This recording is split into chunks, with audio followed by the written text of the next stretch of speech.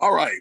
Right back at you. Brought to you by Ep18 Radio and Squat Life. We got Travis Mash, Monster Mash, Barbell Shrug. That's the name of your podcast too, by the way, Travis. Barbell Shrug, and then I have the Barbell Life is like my private one. So cool. Well, we're gonna make sure you plug that thoroughly when we wrap this up. Sure.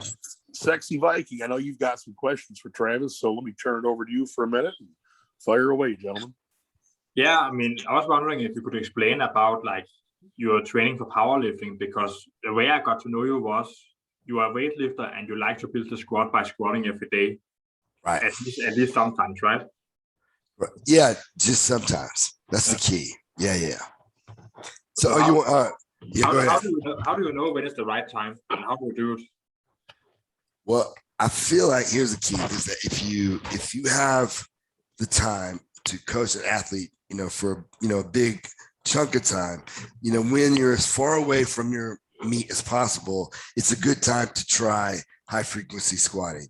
And it doesn't necessarily you don't have to go from squatting twice a week to 6 times. You could go from twice to 3 or 4, which is what I tend to do. And then I judge response. It's as simple as that. And like, did they get stronger or did they not? Or you can even like, if you're coaching like football players, you could take a absolute number. So let's just say 500 pounds, have them squat 500 pounds, at the beginning and like see how fast, use velocity, see how fast they go. Then train them, a good 4 to 6 weeks, high frequency, anywhere between, 4 to say 6 times a week, and then see what happens. And the key is you don't max out every, like that's a big key. Like, and the way I prevent it is it might say 1 RM, but it'll be a 1 RM with a 5-second pause in the bottom. So it's going to inherently lower the load, it's just because it's a pause, or they'll have a front squat, or they'll have another variation. So, but it's still like a very hard top set, right? Or is it like a kind of fast one ever? No, I'm trying. In the purest form, the squat every day it's a form of, it might be a 9 RPE, but it is a max. But like I said, if you do a front squat, pause 5 seconds, it's not going to be very heavy, So yeah, it's auto regulating like that. So like, how do you know if a person like? So is it just kind of doesn't matter who the person is, you just add 1 or 2 days and see how it goes? Or do you have any way you look at the person, like his level, or maybe he has long legs or something like that, short legs, whatever? Well, I mean, there is a thing, like if someone has longer legs, every time that they do a movement, more work is being done at the knee and hip joints. So there is that point that must be considered, but still really I found more what it comes down to is just like their genetics. Are you someone like Ed Cohn who can squat once a week and get a squat up? Or are you someone, a lot of times it's that hard gainer guy that needs the frequency more than anybody? Or I did it in my 40s, and my squat went, I feel like almost as high as it was even in my prime. And it was, without it being my focus. And the thing it did in my 40s, because I was wiser and older, is like if my joints felt better, because I was moving through that range of motion every day. A lot of people would say it would kill you, but it's quite the opposite if you're wise about it. Now, if I'd done that in my, say early 30s, when I was at my prime in powerlifting, it would have probably killed me because, I would have tried to have squatted, in equipment back then 1,000 every day, or, if I was doing raw 800 every day, and that's not going to work because, your body is going to get blown up. So. And I got something to add to this, Travis. I found you guys, Matthias, let me just throw this in there. You guys give me your feedback. At my peak squatting strength, which was, geared squatting. Yeah. I found Travis, Rudy Rosales got me on, being maybe a little bit older, plus a background of squatting a lot, both in weight, frequency, raw squatting, rep squatting, everything. I had a pretty darn good base established. So Rudy had me on a 3-week pattern where I was only squatting heavy once every 3 weeks. So I would, basically, it wasn't very complicated training. I would try to get a new PR in a single rep squat once every 3 weeks. Then the following week, I would stay light. I might only go to 2 plates, maybe 3 plates or something, just like warm up, loosen up, feel good, done. Then the following week, I would do what we probably would perceive as like your last warm up, maybe tickle to an opener level of a weight, and then bang, week 3, go for that PR again. And it was a pattern that worked really well for me at the time. That's very low frequency. Yeah, that is very, but you know, you were in your 40s, and so you had all that frequency your whole life, you know, like, so, you know, I don't think a guy like you, and when you're already strong as hell, you'd already been a great powerlifter, you'd already been a great football player, you squatted by that point in your life 10 million times. And so, you know, I feel like at that point, as strong as you were, I think it's very wise to really consider like a very non-high frequency, the opposite of high frequency. Just like your boy was the great powerlifter up there. The Lily Briggs. Yeah. Like, oh, yeah. How often he only squats like once every couple of weeks, right? Pretty much. Flip it real. Speed flush out day, whatever you want to call it, and then every other week a heavy day. It's same thing. But it's like a secondary day that's like 5 sets of 5 with a pause in the bottom, doesn't it? Say that again. What'd you say? In the Lillibridge ebook, they say to have one day where they alternate squat and deadlift heavy and like 60% speed work with the other exercise as a secondary exercise. And then a second day in the week, they have like pause squat. I think beltless even, like 5 sets of 5. Oh, 5 sets of 5. Oh. So like I think for someone starting out looking for a program, that's probably what they recommend. When you're Eric Lillibridge squatting, you know, tickling 1100 raw squat, the rules change. Yeah, the rules change. So that's not what he actually did. I mean, at some point in time, it probably was, but you're talking like a kind of like a groundbreaking, like world record setting physical specimen that requires some unique measures at that point. I can break it down and tell you some of the stuff I saw him do, which is pretty incredible. But like, what are some of the things? Like, he is a fascinating lifter. Like, he's incredible. So yeah, what is the coolest thing you've witnessed him do? Oh my gosh, so many. Okay, the coolest thing to me, and when we had Barbell Central, it was on a Sunday night. I was just catching up on paperwork, piddling around in my office, and the gym was closed. It was maybe 7 or 8 o'clock at night. And this was, I remember, right after Eric blew his hamstring out at that Russian meet. It was like kind of a disastrous like meet for him. He got super dehydrated, smoked his hammy on his first lift. So anyway, it's a Sunday night, and I hear some commotion, you know, downstairs. My office was like upstairs balcony thing. I go out and take a peek, and Eric's down there. He's got this circuit set up, Travis, where he's like leg pressing all the plates. I don't know, a huge amount for like, 15, 20, 25. I mean, some ridiculous amount of reps. Boom, going straight to hamstring curls. Boom, going straight to seated rows. Boom, straight to rear delt training. Boom, straight to something else. Like, I mean, a wicked circuit, everything like really heavy, perfect form, blowing out reps, and how he like restarted his training base. And watching like the steadfast like discipline and work ethic this kid had was pretty damn impressive. I mean, he was doing a workout that would melt most people down completely. That was impressive. Is he still going? I haven't heard as much from him lately, but like I think he's just like right now. I think he did maybe a year and a half ago, if my memory serves me, he did a fairly heavy like training cycle and got back to a mid-thousand squat. But I think he's married. He's living down in Australia and loving life, coaching people. I don't know if and when he's going to come back and compete. I know his brother Ernie Lillibridge Jr. is banging it out. You know, he's back pulling mid-eights, and he's strong as a field of onions himself. So I will have a funny story about Eric. You know, me and Eric, my last heavy deadlift night before that Arnold classes where I went for the 942, I was scheduled, you know, to take like between 895, maybe 905 on my last heavy day, and Eric blows up 920. So the ego gets a hold of old Corey. He's like, fuck it, load the bar to 940. I'm going to give this a shot. It was my only deadlift training miss in like a 4-year window. And I don't blame Eric for that. I blame myself for being an idiot. But I saw him smoke a 920 deadlift. I'm sure he would have pulled 940 that night. It was like not hard for him. Golly, man. Yeah. That dude he is really impressive. I mean, watching him, and like every time I met him, he's a very nice guy too. Like, oh, by the way, I'm very sorry about Ernie France. Like.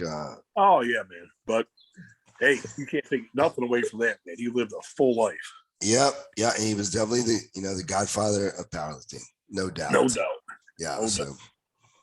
Yeah. But yeah, the whole Lily Bridge family, Trad, you're right up your alley. You're kind of people, just humble, ass kicking, like just very generous, wonderful freaking people to be around, man.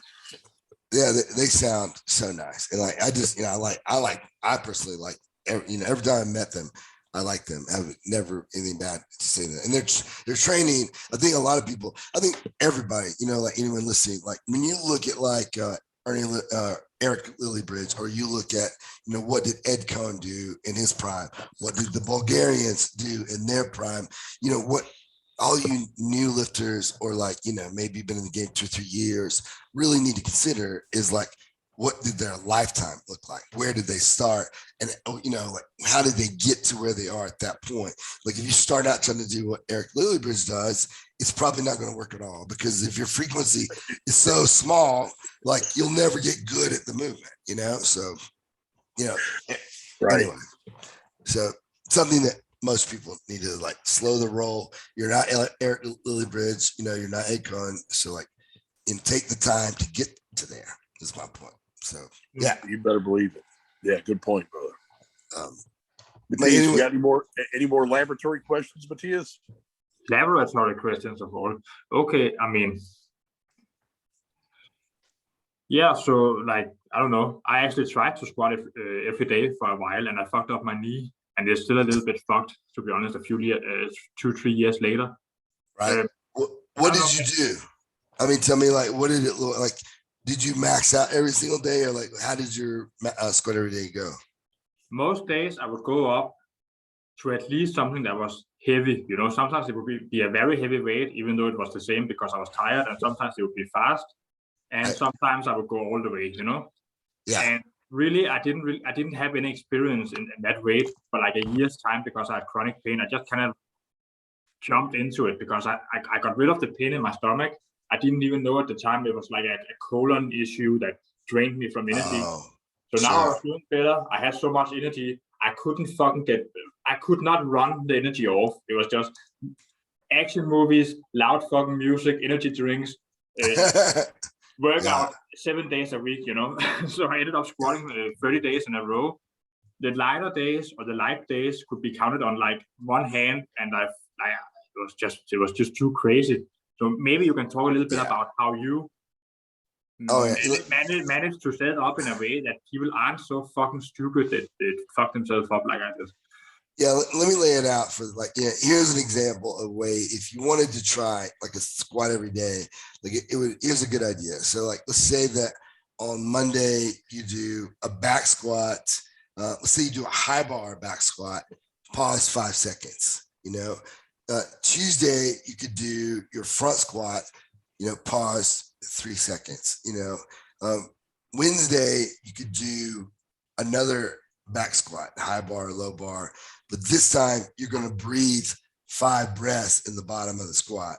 And then Thursday, you could do like an overhead squat or a belt squat.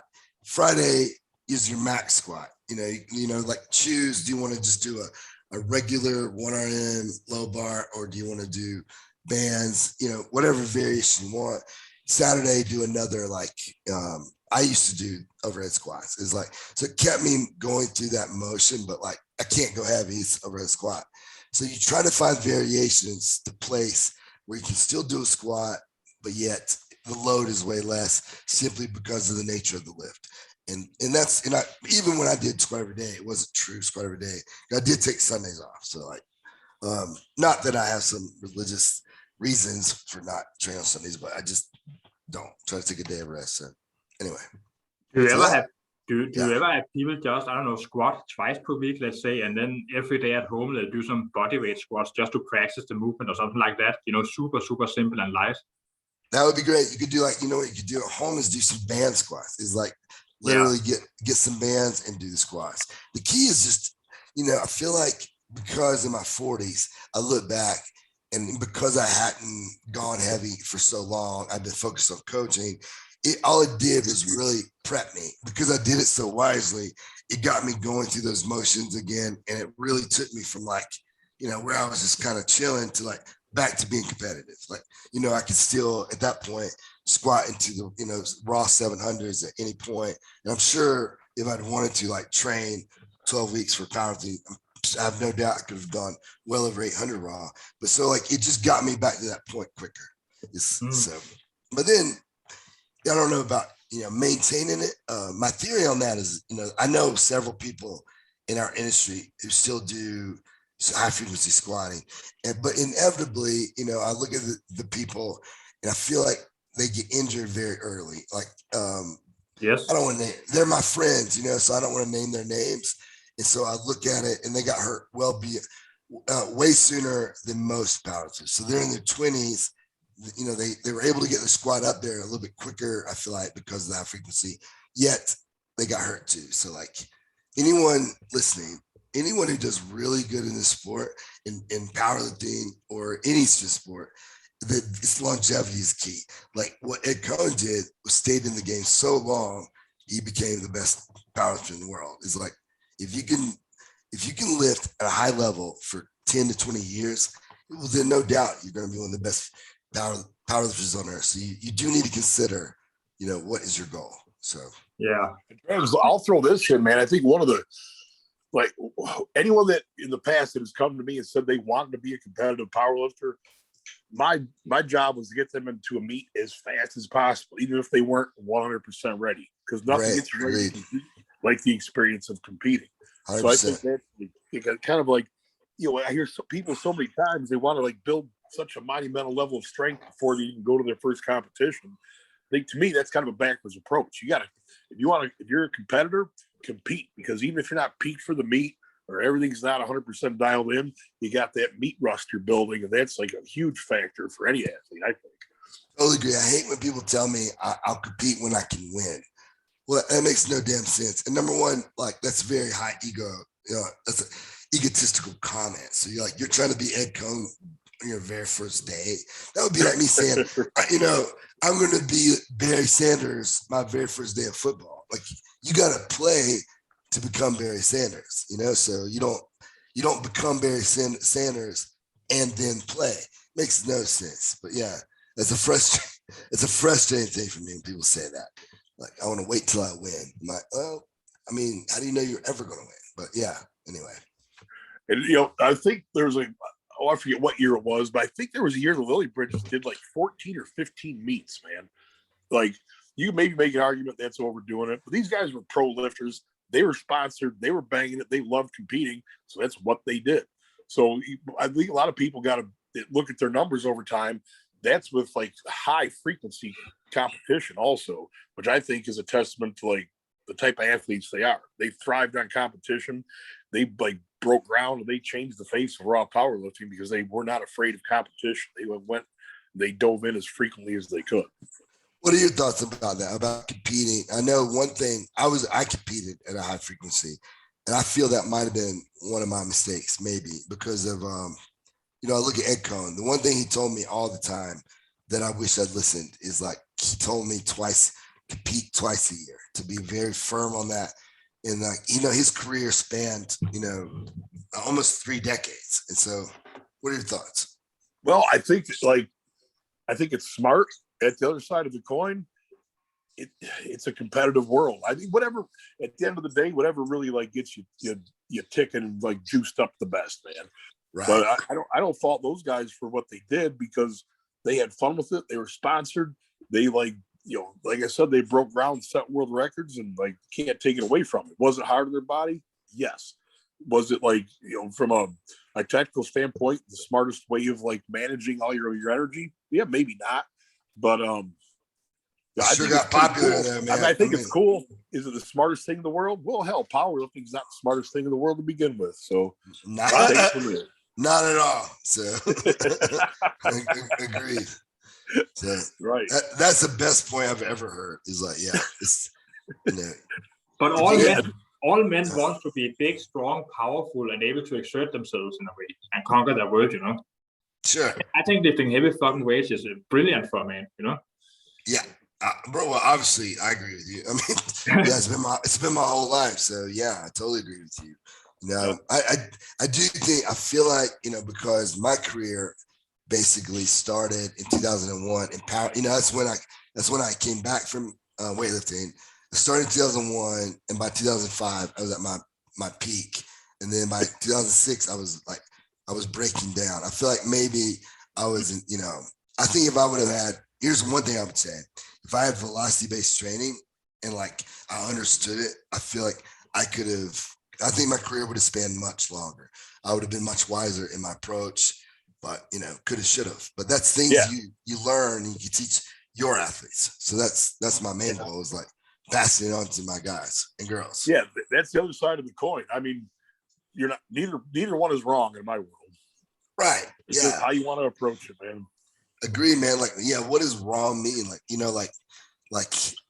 it's just, I'm guessing. I look at and think about, when I started breaking down, and I think about, I'm guessing. I think I could have avoided breaking down if I'd done X, but I don't know. Like, I'm just guessing.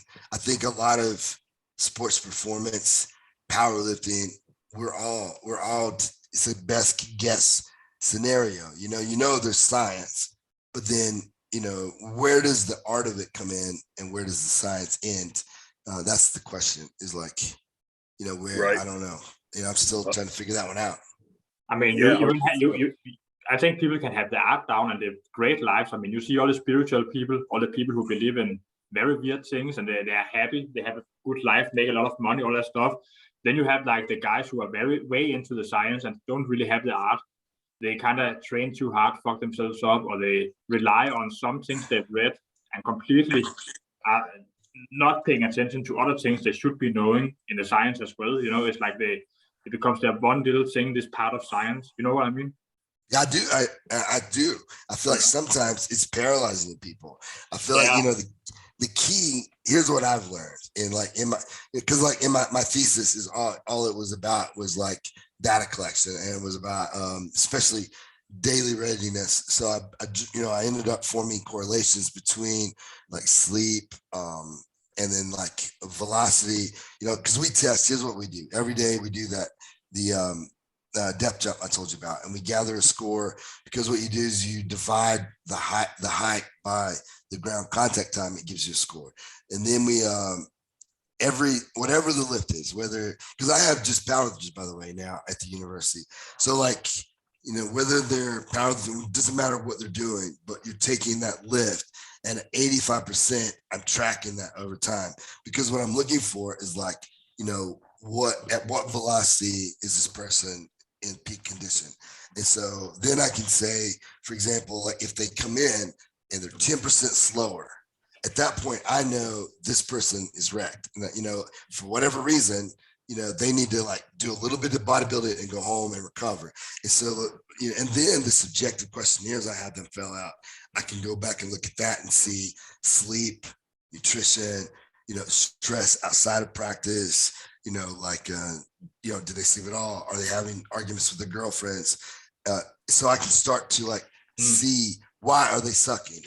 So number one, the daily readiness score chats, like the jumping and the velocity, that tells me something's wrong. Subjective tells me the why behind it. And over time, if you track people long enough, you can develop some correlations that's freaking magic. Like this kid Ryan, the things I'm able to do with him, like Corey, like for example, when we're peaking, like we're about to go and wreck it at the Arnold.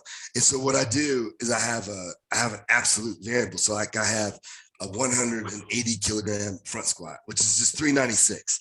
So it's not very hard for him at all. But like what I do is I know when he's peaking, when he's cutting and tapering, I have it tracked like on the Friday before, the Wednesday before, and then I know if we've had a good taper, and it tells me what to do with the meat.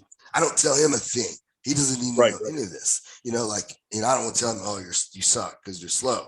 Like I don't tell him anything, but I know. And so that allows me to make decisions, during the meet that are most likely to be advantageous to Ryan. Like one particular time last year at the the Pan American Champion. We're at the Junior Pan American Championships. And so I knew going in, because he had done a 180 front squat and set a velocity PR like 2 days prior to this. So I knew that the taper had been just awesome. So Right. I was more conservative on snatch than I normally would have been, because I knew that in clean and jerk, like we have, his legs are stronger than normal. And so like what we did is we still won gold in the snatch, but we could have gone heavier. There was no point there, no point in risking. And so Right. clean and jerk, we opened super light to solidify and win.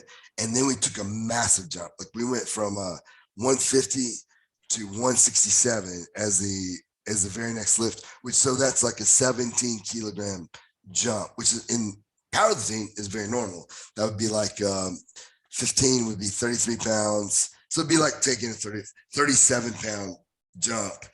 And weightlifting is massive, especially at that time, Corey. He was only 148 pounds. He's a 67 kilogram lifter. So, right. but because I knew that his legs were stronger than normal, it was a great, and then he made it, of course, because everyone's like, "You're crazy. That's a huge jump." And then he goes out and sticks it. And then he was so far ahead, I just caught it. We didn't even have to take a third attempt. So anyway, so that's one of the reasons you can really, if you track data, you can really make some very wise decisions that can lead to this athlete doing it for a long time, is my point. Yeah, that's really good information, brother. Cool. Yeah. Well, what I think I'd like to touch on, there was a Facebook post you saw me comment on. A gentleman took some time to put down qualities of a good coach or something like that. And it just it's so like programs have become so popular. It's such a cheap 10-cent word people throw around all the time. Yeah. I always tell people, man, to a point, your program means nothing if you don't have coaching. Yeah. So totally. Elaborate on that, man. Again, I'm not knocking any one program per se, but they can all be garbage. They can all be great depending on the coach behind the scenes, man. Yeah, as soon as ever hands those programs in, so like if I sell a program, I am not your damn coach. Like you're just, I don't even know if you're doing it right. You might not even know what I mean. I have no idea what you're doing. And so I have nothing against somebody selling a program. Just call it what it is. Just you're not coaching. So if you sell 100 programs, you're not coaching those 100 people unless on a daily basis you're interacting with that human being. You're not their coach. There's a big difference. And so, I make decisions here. Let me give an example. So Corey, on a daily basis, I make decisions to change our program. That's coaching. And that's where the miracle happens, because just because I write something down doesn't mean that you're physically ready that day to do that volume. I don't know until I see you. And like a good coach like you doesn't need velocity. The only reason I use velocity is to teach young kids how to see it without having that instinct. You see it in their face. Like when they walk in you and I both know when an athlete walks in the door and he's wrecked from whatever, arguing with his girl, like maybe he made a mistake and partied all night. I know right away, as do you. And so on a daily basis, you can on the fly change that program. And that is coaching. So right. Yeah. Yeah. I look at like a lot of the coaching lessons. I've been fortunate enough to be around a lot of great coaches, but you mentioned it earlier, Ernie Franz. Yeah. I think that was like, what a pioneer. Like he was a strength coach before the word strength coach even existed. And that culture, that mindset, that culture, that lead by example type thing is what really set his training apart. How many world champions Ernie Franz coached over the years, and not even just in the sport of powerlifting. So, I think if anything, Ernie Franz is a testament to the power and the influence that a coach can have, because how many people has he influenced, during his span of his coaching career? Thousands. I don't know. You can't even put a number to it. Yeah. But Cone, you, like Lily Bridge. I mean, what was his boy's name that I competed at the WPO with? The tall Hispanic Jose guy. Garcia. Yeah, Jose Garcia. Like he goes on. I read his book. I read Ernie Franz's book. Loved it. So yeah, cool. We'll tell you what. We're probably at about a little past our time, but that's cool. We can make that work on the station. Any parting thoughts? Like, tell us, how do people get a hold of you, your podcast, any information that you find relevant that our listeners might want to follow up on?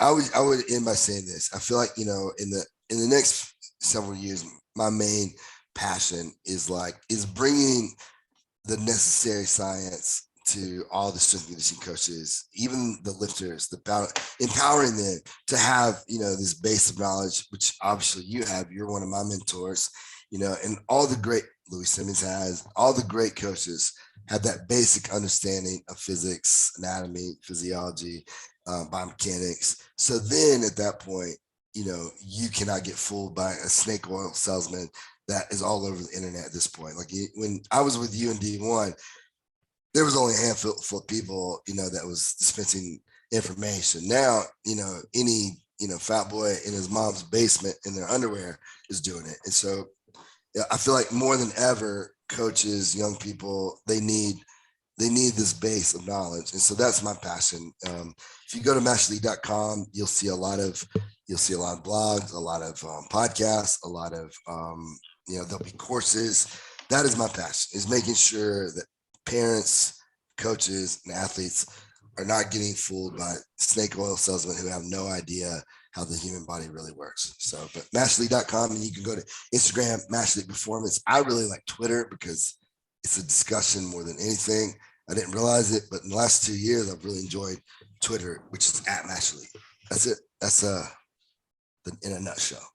Well, that's what's up, brother. Hey, I'm really proud of you, Travis. Proud to call you a friend, and proud of all what you've done and who you are, man. So keep it up.